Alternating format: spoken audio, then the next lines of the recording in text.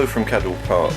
We've come here today to look at classic motorcycles produced by two of Britain's greatest manufacturers, Vincent and Velocette. As well as Cadwell Park, we shall also be visiting the Dorset Steam Fair, Welland Steam and Country Rally and the National Motorcycle Museum, which was sadly seriously damaged by fire during the making of this documentary.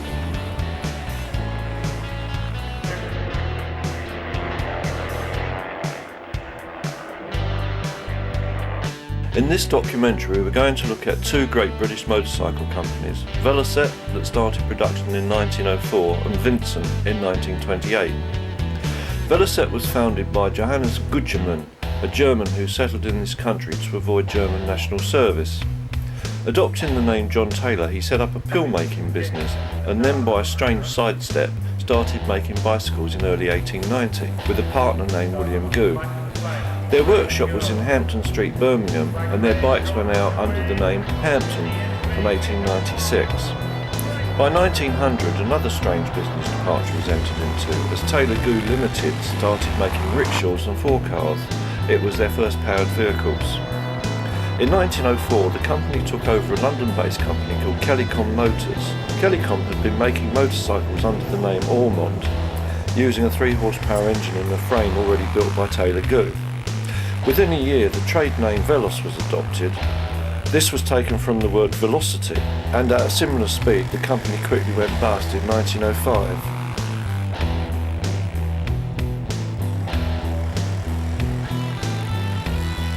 After this setback, Taylor went back to making bicycles, still using the name Veloz. Then in 1910, with his two sons Percy and Eugene, he started to produce motorcycles again, using a design of Percy's for a 2-speed unit construction 276cc engine, which were built in Taylor's Spring Hill factory, while the chassis were built in another building in Fleet Street. It turned out that Percy's 276cc engine didn't catch the imagination of the general public, so a more conventional 500cc model was quickly introduced, marked as a VMC, standing for Veloz Motor Company. In 1911, Taylor changed his family name. This time he chose Goodman. And 2 years later, the first model to carry the name Velocette was introduced. This was a 206cc 2-stroke. The First World War brought to an end plans for a V-twin engine, and until the mid-20s the company only produced small capacity 2-strokes.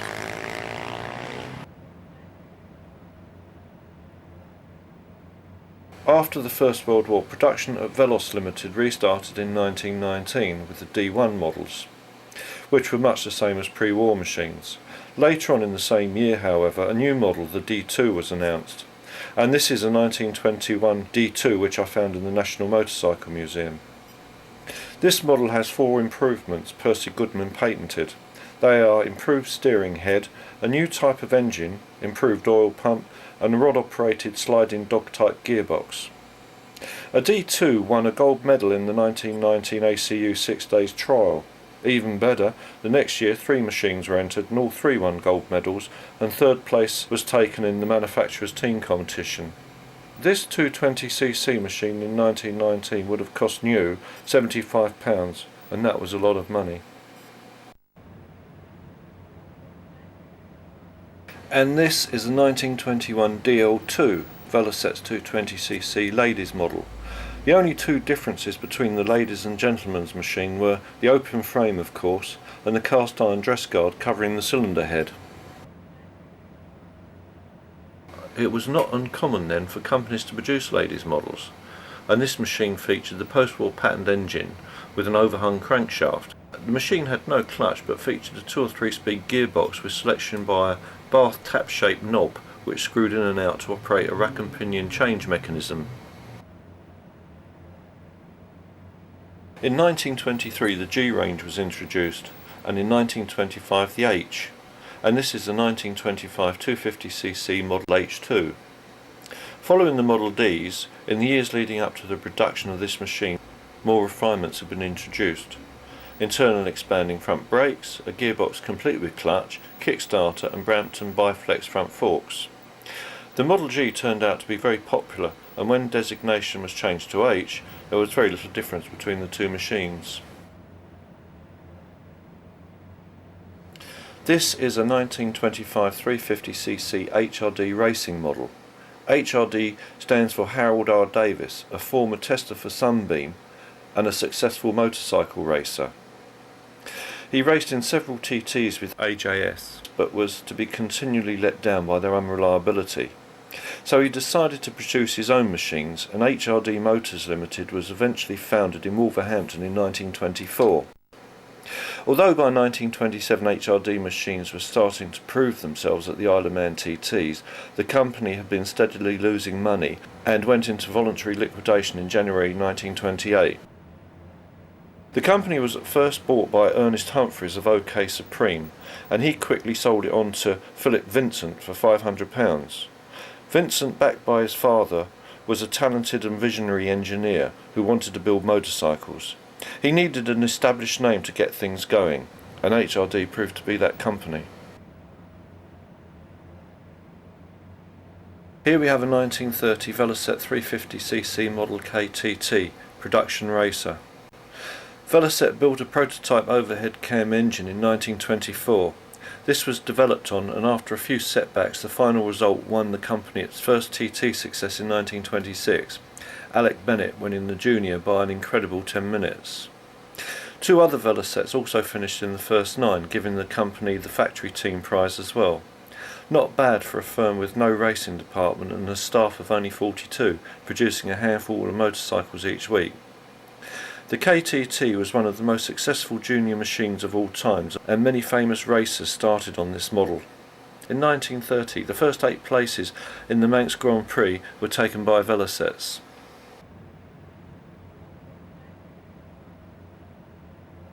This is a 1933 Vincent HRD 500. Many engines were used by Vincent up until 1934. This machine has a 4-valve semi-radial Rudge Python engine. It was tested by Motorcycle, and in the report that followed they said it was altogether an extremely pleasant motorcycle. So what happened in the first 5 years after Vincent had taken over HRD? The main feature of the first Vincent HRD was the sprung frame, designed by Philip when he was still at school. At first sales were small, 24 sold in 1929, 36 in 1930, 48 in 31 and 60 in 32. Things were to improve when Vincent met Phil Irving, an Australian designer that could turn Vincent ideas into machines that would appeal to almost every rider, while still retaining the performance and handling Vincent demanded. Once designed well, the V-twin is scarcely larger or heavier than a single, but it develops almost twice the power.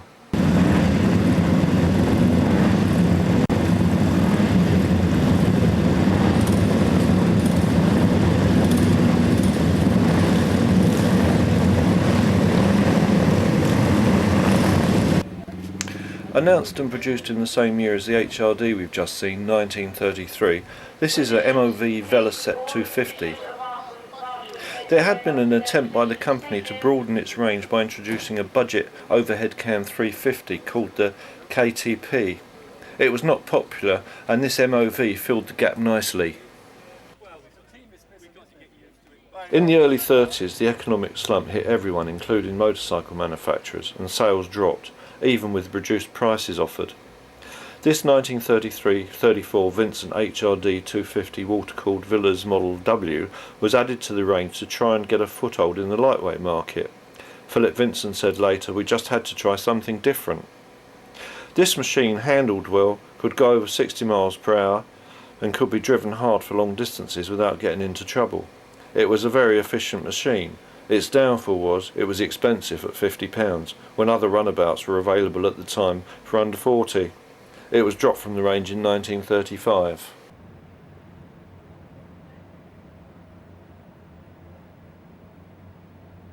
Here we have a 1934 Velocette 348cc Model KSS.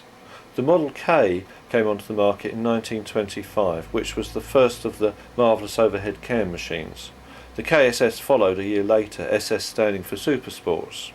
At Velocette 2, like Vincent, sales were hit by the Depression, and with little money to spend on development, causing old stock castings and dated styling to be used, the effect on sales was inevitable. However, by 1934 things began to look up. the KSS was given a facelift, and with a 4-speed positive stop foot change gearbox, a British first, sales improved.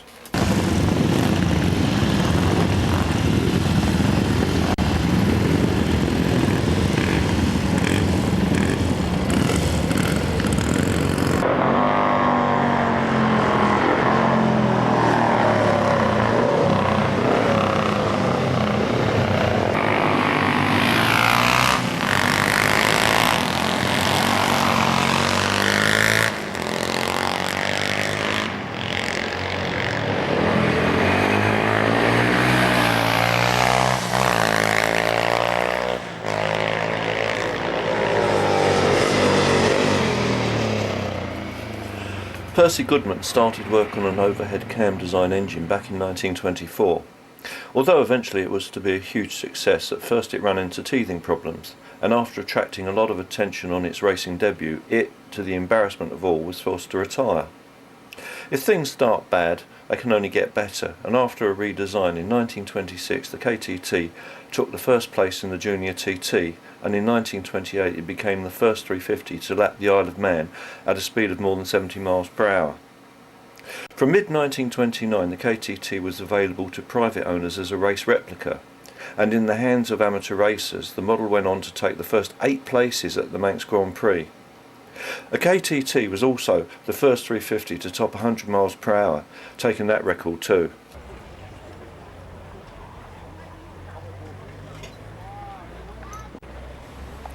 Earlier we saw a 1933 MOV 250. Here's another later model. This one's a 1937 example. MOV stood for M, the model, OV, overhead valve.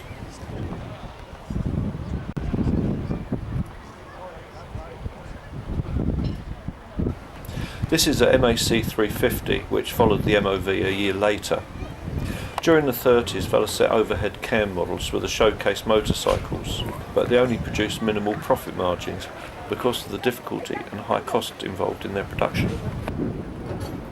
It has been said that Velocette motorcycles represented much that was the best about British motorcycle tradition, and the models we've been looking at from the 30s were fast, strong and on the whole handled well. And at the TTs, up until the 1950s, Velocette's record was second only to Norton's, and their record was impressive indeed. At the beginning of the Second World War, the French ordered 1,200 military versions of the MAC. They were called the MDD, and the first 25 to be completed were sunk on the way over to Europe. After France fell, the British took the remainder of the order, later ordering around 4,000 more. These were called the MAF, AF Armed Forces. There were many improvements made on the military model, and one alteration was the gear change. To fall in line with other War Department models, the up for up change had to be changed to up for down. When fashion started to creep into motorcycle design, it was said motorcycles had to look fast even when standing still. Well, even when standing still, you'd think this 1937 Vincent HRD 1000cc Series A Rapide could fly. I was told that Phil Irving noticed 2 drawings of engines laying on top of each other. From this lucky accident came the V formation, and as luck would have it, a long wheelbase frame was available too from a cancelled order. Joining together this frame with the first Vincent 47-degree V-twin, look what you got. A new crankcase of course was needed, but many of the other parts came from the already existing Comet engine. In later models of course the barrels and heads were made of a light alloy. When a production model was tested it reached a maximum speed of 96.2 miles per hour. Later speeds of up to 110 were recorded. So it seems strange that only 80 of these marvellous bikes were built before the war.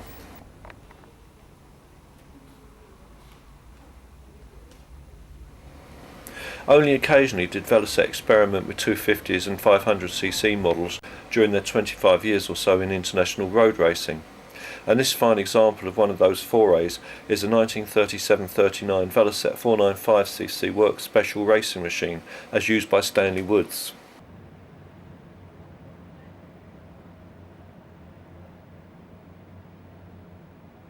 This is a unique model. It's a Velocette GTP 250. It was an entirely new design and it was introduced in the 1939 Olympia show. It was, I think, and I could be wrong, the first motorcycle to feature coil ignition. A road test dated April 1939 summed up the GTP saying, "A delightful motorcycle, its good steering, smooth running and generally excellent workmanship make it a pleasure to ride and a model anyone should be proud to own." In 1934, for the first time under new ownership, Vincent HRD took a team to the Isle of Man TTs. Philip Vincent was of course aware that if his team was successful, good publicity would result, and with it the inevitable increase in sales. After listening to the experienced chatline of a JAP representative at the 1933 Motor Show, he agreed that his team would use a new design JAP engine. Philip Vincent wrote after his trip to the island, "I shall never forget the many troubles that we experienced with the 500cc JAP singles in the Isle of Man on the occasion of our first entry for the senior in 1934. Pistons, big ends, valves, valve guides, valve springs, cam followers plagued us with troubles, so that during practice we'd forgotten what a bed looked like." In practice, the Vincents were found to be 10 miles an hour slower than the Nortons, so more speed had to be found, and was. A Vincent ridden by Arthur Tyler was laying fourth after the first lap of the senior TT, but unfortunately he was forced to retire on the third lap with a broken cam follower. Jack Williams was in 7th place on the last lap when an exhaust valve broke. The other team member, Jack Carr, also retired with cam follower problems. The team might not have obtained the results Vincent wanted, but he still got the favourable publicity for the motorcycle road that the spring-framed Vincent HRDs held the road far better than other machines.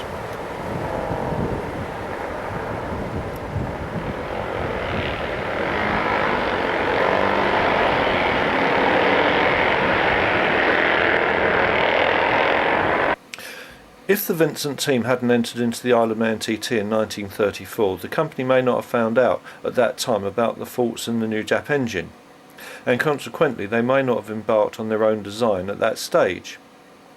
The task of this new venture fell to Phil Irving, who said he was to create a design which, while being distinctive, would contain nothing controversial, because in our trade, swimming against the tide was a good way to lose sales appeal.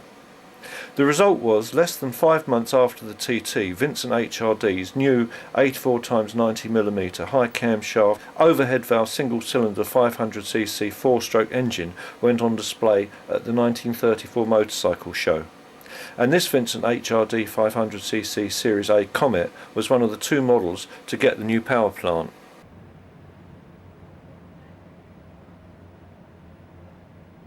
It's a pity we can't get a better look at this 1938 Velocette KSS 350cc. The KSS was the sports version of the Model K, and it first appeared in the 1925-26 catalogue, and the line was to last until 1948. The motorcycle said of the KSS in 1940, after a winter road test, "Good things were expected, but when all expectations are surpassed, enthusiasm is apt to gain the upper hand."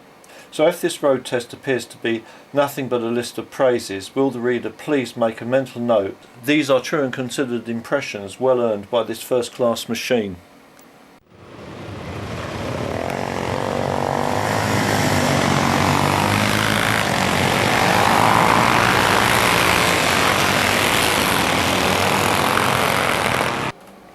Here we have a 1939 version of the Velocette Mac 350. Of this machine, after a road test, the motorcycle announced the Mac 350cc Velocette is a real thoroughbred. Beautifully finished, possessed of good performance and superb handling. It is a worthy possession for £60, which price included a full electrical set, an illuminated speedometer and pillion equipment. Production of the Mac was to continue after the war and be the basis of the later Thruxton and Venom machines. On the whole, the M series made the second part of the 30s a prosperous time for Velocettes. Their engines were easier to assemble than the Ks, that is until the timing gear was changed. One strange thing was that the prototype had been a lot quieter than the production models. This was because of the extra thickness of the crankcase, but the later changing of the gears altered this.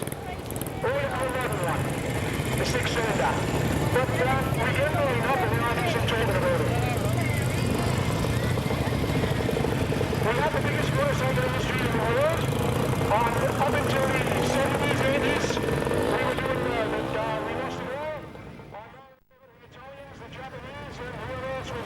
In 1935, Vincent HRD went back to the Isle of Man with their new engine and a team of 4 riders. Jap also wanted Vincent to supply 3 more frames for the senior to be fitted with their own engines. Vincent's own new engine had been designed for the road, and he knew it would be outclassed by the specially developed racing models entered by Norton and Velocette. But Philip Vincent and Phil Irving wanted to put up a good show, so they acquired 32mm Amel 10TT carburetors and arranged for the production of magnesium crankcases, aluminium bronze cylinder heads and Vibrat connecting rods to get the best out of their new power plants. Tuning proved to be a problem. The race was 264 miles long. If the engines were tuned to the limit, there was a risk they could blow up. So you can imagine the excitement as the team went over to the island for the second time. The Jap-powered Vincents were modified versions of the 1934 engines. One of the Jap team was heard to say, "The HRD Jap is not exactly a world beater. The one redeeming feature was the handling. On bumpy sections my Rudge needed the steering damper so as not to lose it altogether, but the Vincent was a joy to ride." With all their own modifications, Vincent's own engine proved to be faster than the Jap during practice, being recorded at 100 miles per hour on the straight, while the Jap engine could only manage 94.7 miles per hour. One problem found with the new Vincent engine was the cracking of the magnesium crankcases, and aluminium ones were sent for. The senior race was eventually won that year by Stanley Woods on a Moto Guzzi, with a Norton second. Vincent's finished 7th, 9th, 13th, and the Vincent's HRD with Jap engines came 11th and 12th. So 3 of the 4 Vincents with their own engines finished, and everybody was rather pleased with the result. Complimentary reports about the Vincents in the press also increased sales, and 150 Vincents with the new engines were sold before the end of that year. So we have reached the war years. As we have already seen, Velocette started to supply the French army, later the British, and Velocette, along with a few other motorcycle companies such as Triumph, Matchless and Ariel, supplied up to 400,000 motorcycles for military use. Other companies, including Vincent HRD, switched to other production, producing landmines, aircraft components and thousands of rocket fuses. Although Philip Vincent's time was stretched with war work, he still spent what few stolen hours he could on new designs for his post-war motorcycles. Ladies and gentlemen, as you can see there, making their way into the arena for this parade on this beautiful Wednesday morning. Another great turnout of machines there.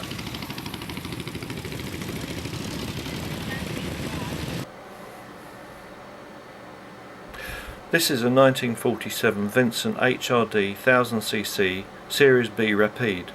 The Series B Rapide did not exist in 1944, except as an idea in Philip Vincent's fertile imagination. He wrote, "My aim is to produce a machine of compact dimensions and reasonable weight that would be capable of running very large mileage at speeds up to 100 miles per hour, with freedom of vibration, effort and offensive noises." Of course, with his excellent sprung frame, good road holding was already assured, and the machine would be built around a V-twin engine.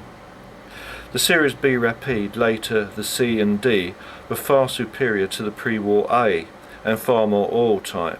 But for its time, the A caught the eye of the motorcycle world and helped put Vincent's name onto the map.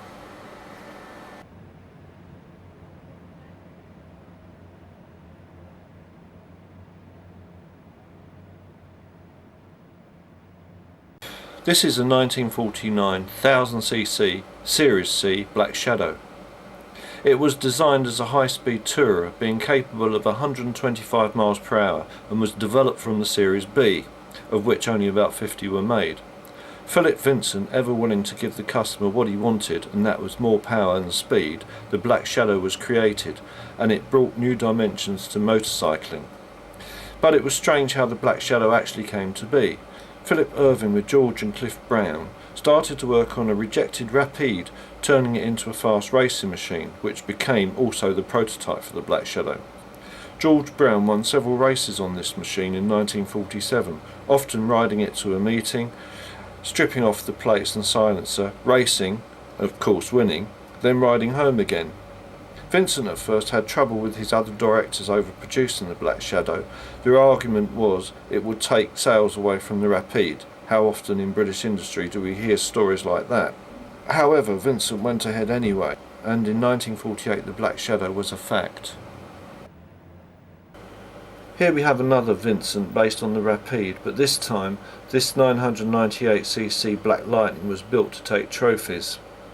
Making its first appearance in September 1948, it soon started to break many records, including the USA motorcycle maximum speed record at 150.3 miles per hour.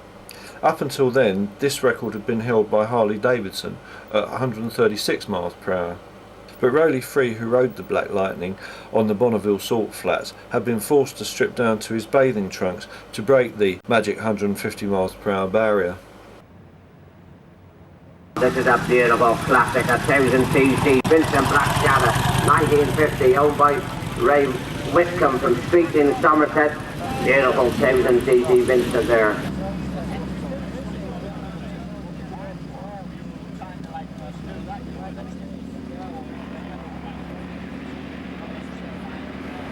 This workman-like machine is another Rapide of 1950 vintage.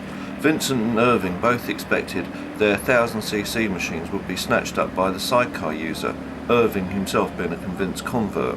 So to assist this application, the Series B was provided with 4 sidecar attachment points for left or right hand side fitting. Vincent also made it a point to build in what he called rider features. These help make easier both minor and major maintenance work.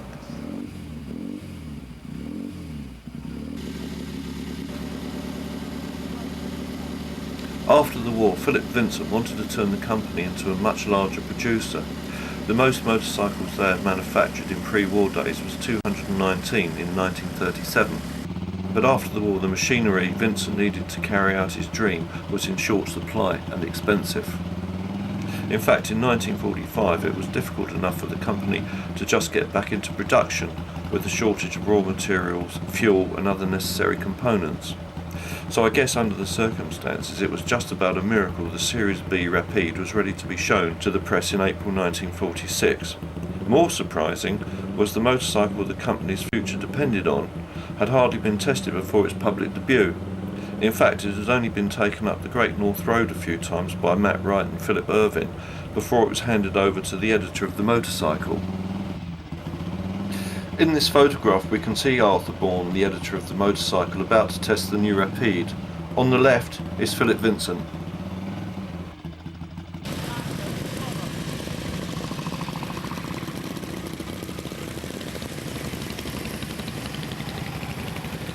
We have seen how Vincent restarted production after the war, so what of Velocette? Post-war production restarted in 1946 with a batch of 200 GTP two-stroke models, all of which were exported. At a guess I would say they had been assembled from pre-war parts. After this the MOV, MAC, KSS and MSS models were gradually reintroduced in small batches. In October 1947 the KSS was dropped, and in 1948 work on the KTT was resumed. And at the Elscourt show in November 1948 the LE 150 was exhibited for the first time. Well, here we are, ladies and gentlemen, lining up on this Wednesday morning. And here we have a LE Velocette. During the war, Eugene Goodman planned on designing and producing an everyman's lightweight, and this was the result of his dream. It was powered at first by a near-silent 149cc side-valve engine. Later, from 1950, a 192cc engine was used. Near-silent because it was thought the noise of most motorcycles put off many from the delights of two-wheel travel. It also has a pull-handle starter, again another innovation to tempt over those wavering between bike or car. There is no conventional frame here, instead it has a chassis with integral mudguards and leg shields. Another excellent selling point was its economy, able to reach 130 miles per gallon. The police took some to try, but as far as other sales were concerned, Velocette couldn't give them away, and I'm not really surprised. Staying with post-war Velocette, in 1949 only the LE and MAC models were produced, and in 1950 major modifications were made to the MAC, which had remained virtually unchanged since 1934. The air-sprung forks were replaced by telescopic ones, a new cylinder head in light alloy with fully enclosed valve mechanism, and an alloy jacketed cylinder went into production.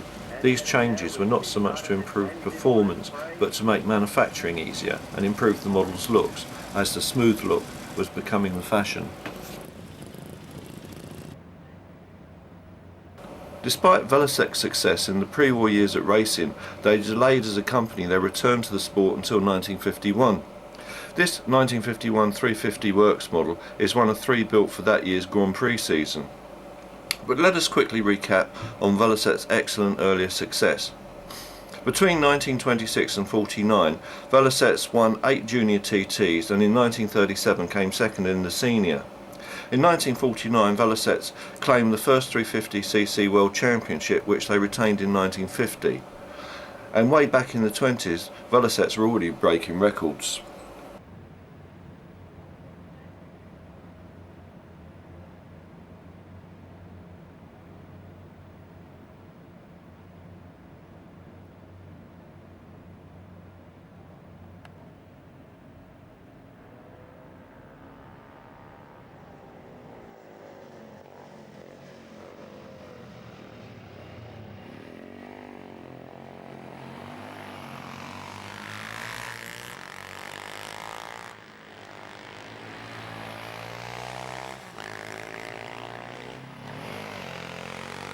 Vincent as a company in the late 40s and early 50s were quite happy to leave racing and record-breaking attempts to private owners, but sometimes cooperation was offered. Finances were proving a problem for the company after the war. A gamble that failed was to increase prices in 1949 to raise income and get the company into profit, but Vincent HRD motorcycles were already the most expensive and instead more sales were lost. At the same time prices were increased. The machinery Vincent had been waiting for to increase production arrived at last. It had been on order for several years since the war. So now the company could increase its rate of production as sales of its motorcycles were plummeting, and a motorcycle mountain began to appear. The company's bankers panicked and the receiver was brought in August 1949. Philip Vincent must have suffered badly at this time, for as the light was at the end of the tunnel production-wise to put the company on a strong economic foot, everything else was crashing around him. Sales in 1948 was about 1,000 machines. In 49, although there were 600 or more motorcycles stockpiled around the factory, sales did increase to around 1,350. As it happened, the far-sighted receiver did not close the factory in 49, and Vincent had another chance. Vincent quickly realised that prices needed to be reduced back to their formal levels, and when they were, the results were spectacular. The mountain quickly disappeared as demand for new machines increased, so much so that sales in 1950 totalled over 2,800 machines. This figure could have been helped, however, by another factor, for in 1950 petrol rationing ceased in the UK. In 1951 sales were nearly as good with 2,600 motorcycles sold, but then the company took another plunge from the peaks. In 1952 output fell to 1,339. Worse was to come in 1953 when only 456 machines left the factory gate. Strangely, this little fellow, the Vincent Firefly, helped a little to offset the company's reverses. You could buy this 48cc two-stroke for about £25, and what a diversion it was from the machines one normally associates with Vincent. The Firefly stayed in the range for quite a few years, with sales reaching 100 a week at times. In all, about 3,000 were sold. One reason Vincent gave for the lack of sales for his motorcycles was that they were too durable and didn't wear out. There was no built-in obsolescence. Therefore, once you had a Vincent, there was very little need to replace it. This is a quote from a letter written by a Comet owner in 1953. Dear Sir, my machine is a pre-war Comet 1937 and still doing remarkable service. I have nothing but praise for this machine.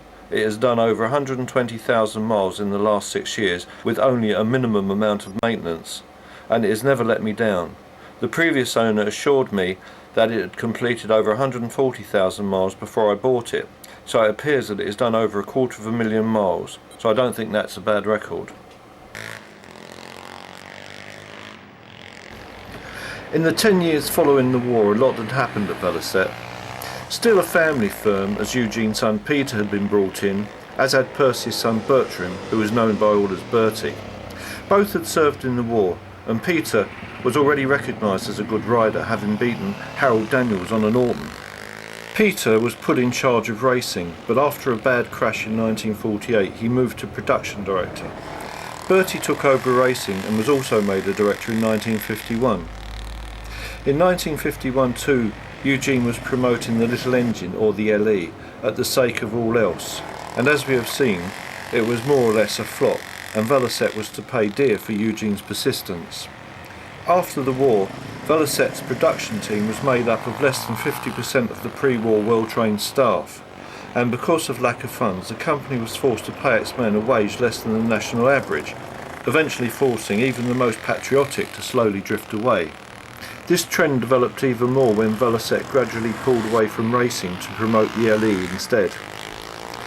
Shortly after the war, Eugene had persuaded the directors to let him spend over £100,000 between 1945 and 48 on new production equipment for this ugly lightweight. Slowly all the other Velocette models were dropped, and by 1949 only the LE and the Mac remained. As luck would have it for Eugene, at the 1948 show the LE turned out to be the star, as much interest was shown by the crowds in the unusual looking Velocette. But of course the interest was not matched by sales. Eugene had confidently predicted sales by 1950 of about 14,500. Instead, only about 2,800 was sold, a costly disappointment. Costly because of the £100,000 worth of special machinery purchased to make the special mudguards, handlebars, silencers, footboards, petrol tank, front forks and rear suspension for the LE. This of course was reflected in the price. In 1950 an LE had cost £148, whereas a Bantam was only £93. LEs were a far better machine of course, but sales talked. By 1951 125,000 Bantams had been sold to only 5,000 LEs, and also Bantams won on the export market.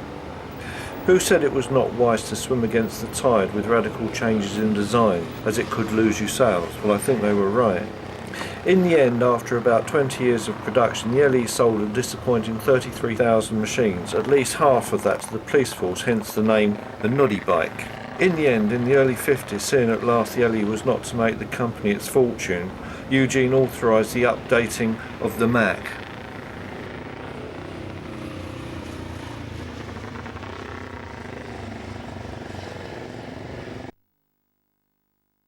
In 1952 saw the spring frame Mac machine introduced at Earls Court, although the rigid frame version was to remain in production for a couple more years, being liked by Americans. So let's look again what in the years since the early 30s has been developed on this, the 1954 350 MAC. First came the telescopic forks, then Velocette's own alloy engine, and in 1954 a new frame incorporating pivoted fork rear suspension. Also standard by 1954 was the dual seat, another Velocette patented idea. It was priced a little over the top, but the motorcycle described it as a sound investment for those who seek high quality workmanship and a reliable performance. This is a 1955 Series D 1000cc Black Shadow. At Earls Court in 1954, Vincent introduced the Black Knight, Black Prince and Victor models. This new range was designed as a desperate attempt to beat the drop in sales and attract back to motorcycling a wider range of new buyers. To do this, many new refinements were introduced. Easier starting was standard, as was a lever operated stand. Weather protection with fiberglass panels was another inducement. But because of problems with the quality of these protective panels causing the cancellation of the original order, to keep the factory in production while new arrangements were being made, this Black Shadow was produced and was in principle an undressed Black Prince.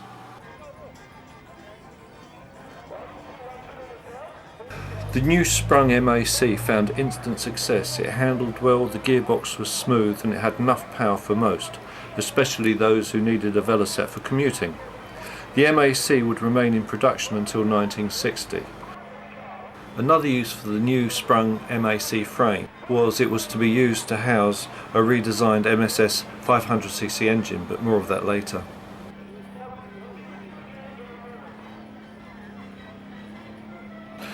In the mid-50s, sales of motorcycles was dropping, and its effect were hitting both Velocette and Vincent. To try and offset the drift away from their machines to, dare I say it, the car, Vincent's protected the rider of this Vincent 1000cc Series D Black Prince with weather protection, without any loss of their normal performance. Glass fibre leg shields, handlebar muff, fairing and perspex windshield were used to protect and make the rider feel more comfortable. However, the high cost of production and low profitability eventually forced closure of that side of Vincent's business. The last Vincent to leave the assembly line was a Black Prince on the 15th of December 1955, and this machine was one of the last 6 built.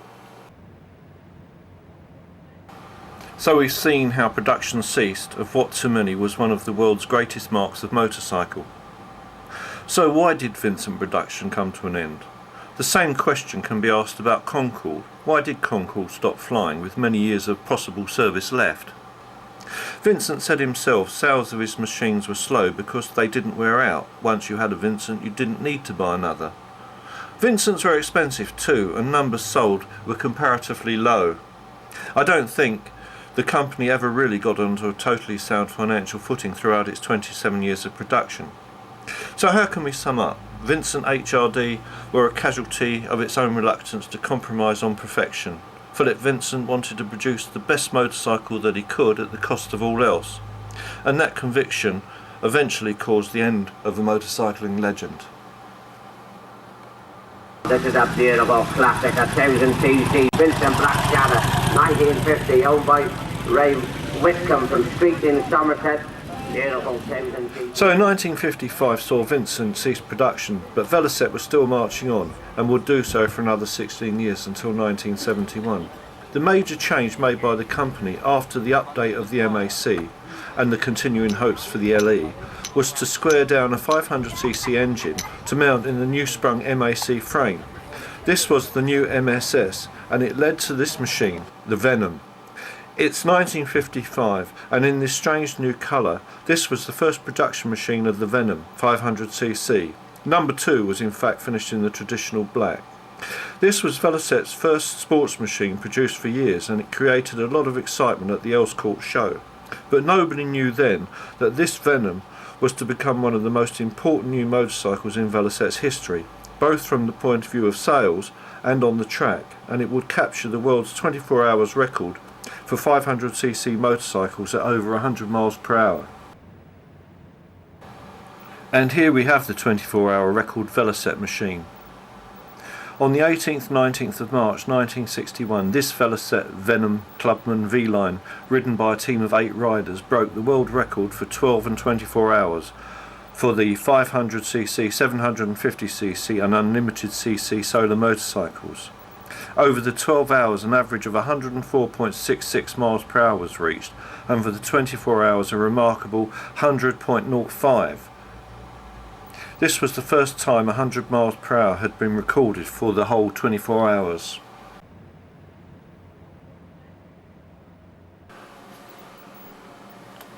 To help distinguish the Venom more from other Velocettes, it came with chrome mudguards and round plastic badge on the also chromed 3-gallon petrol tank. There was also a choice of colour schemes.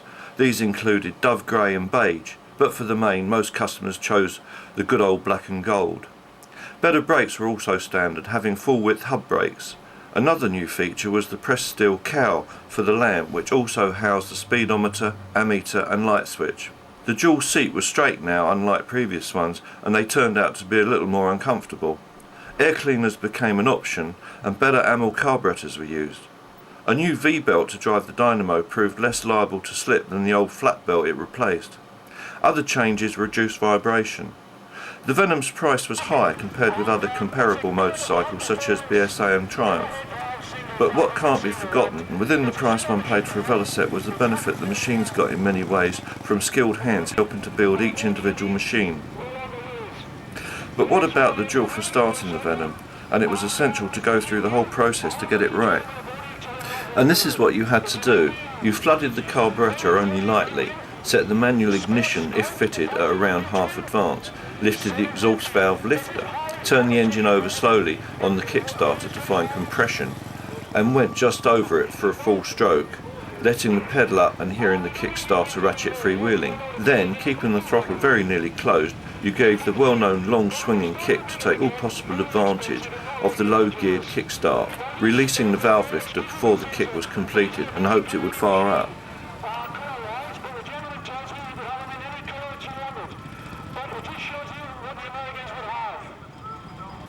And here we have another version of the Venom. This time it's the Velocette V-Line 500cc Venom Clubman. As more and more optional extras were offered for the Venom, including racing magnetos and alternative gear ratios, it was finally decided to list a Clubman specification model. And this is a 1963 version with a 499cc single-cylinder engine.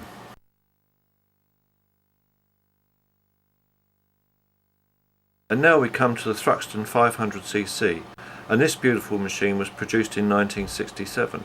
The name Thruxton is taken from an airfield in Hampshire where on the perimeter track the Thruxton 9-hour and later the Thruxton 500-mile races were held in the 1950s and 60s for production motorcycles.